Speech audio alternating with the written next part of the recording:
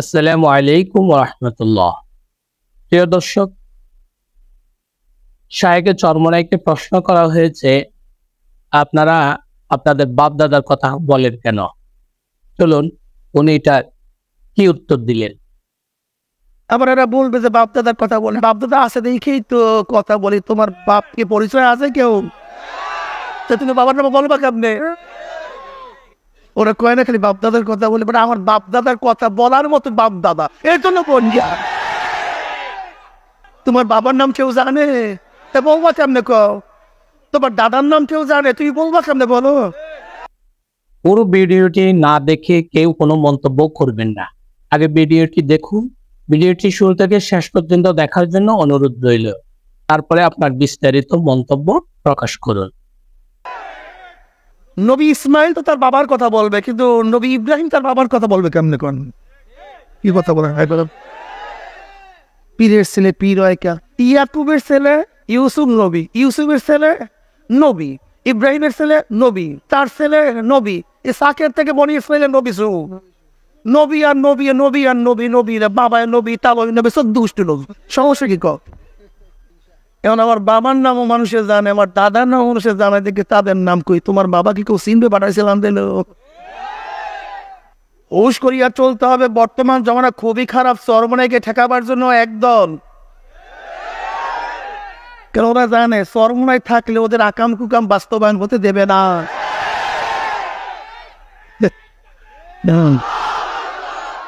ওরা জানে, ধর্মীয় ভণ্ডরা, রাজনৈতিক ভণ্ডরা ভালো মতো জানে চরমোনাই থাকাকালীন ওদের 2 নাম্বারই বাংলাদেশে প্রতিশোধ দেওয়া যাবে না ইনশাআল্লাহ। এর ওদের টার্গেট চরমোনাই থাকা।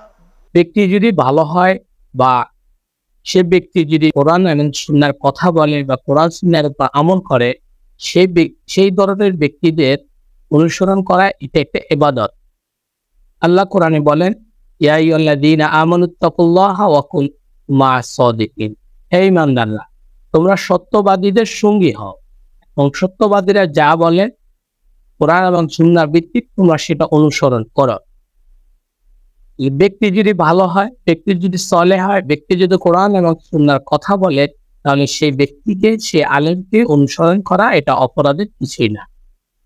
যেমন আল্লামা দেলোয়ার হোসেন সাঈদী রাহিমাহুল্লাহ ওয়াজের ময়দানে যাকে বলা হইতো কোরআনের পাখি, কিন্তু বিভিন্ন বক্তা বা বিভিন্ন আলেম বিভিন্ন সময় ওনার উদাহরণ টেনে আনে এবং সৈয়দ আবুল আলা মওদুদী রাহিমাহুল্লাহ যারা ওনাকে অনুসরণ করে, দেখবেন বিভিন্ন সময় ওনার বিভিন্ন বিষয়বস্তু তুলে আনা হয় বা টেনে আনা হয়। তারপরে শায়েখে চরমোনাই সৈয়দ মোহাম্মদ ফজল করিম রাহিমাহুল্লাহকে উদাহরণ টেনে আনা হয়। ব্যক্তি যদি ভালো হয়, ব্যক্তি যদি কোরআন এবং সুন্নাহর কথা বলে, তাহলে সেই ব্যক্তিকে অনুসরণ করা, উদাহরণ টেনে আনা এটা অপরাধের কিছুই না। নবী করিম সাল্লাল্লাহু আলাইহি সাল্লাম বলেছেন, বিদায় হজের বাসনে তোমাদের নিকট 2টি জিনিস রেখে যায়, একটি কোরআন এবং সুন্নাহ। আমরা যারা সাধারণ মানুষ বা আমরা যারা আমাদের কোরআন এবং সুন্নাহর জ্ঞান নেই, তাহলে আমরা বর্তমানে কোরআন এবং সুন্নাহ কিভাবে সরাসরি অনুসরণ করব, সেই ক্ষেত্রে আমাদেরকে যারা এবং কোরআন এবং সুন্নাহর কথা বলেন এবং কোরআন এবং সুন্নাহর উপর আমল করে, তাদের থেকে জ্ঞান অর্জন করে তাদের মতে চলা চেষ্টা করা, এটা হচ্ছে যে কোরআন এবং সুন্নাহর অনুসরণ করা। কোনো ব্যক্তি বা কোনো ব্যক্তির পূজা এটাকে বলা হয় না। যেহেতু আমি কোরআন এবং সুন্নাহ সরাসরি বুঝি না বা পারি না, তাহলে আমাকে কি করতে হবে? কোরআন এবং সুন্নাহর উপর আমল যারা করে বা কোরআন এবং সুন্নাহর কথা যারা বলে, তাদেরকে অনুকরণ করতে হবে।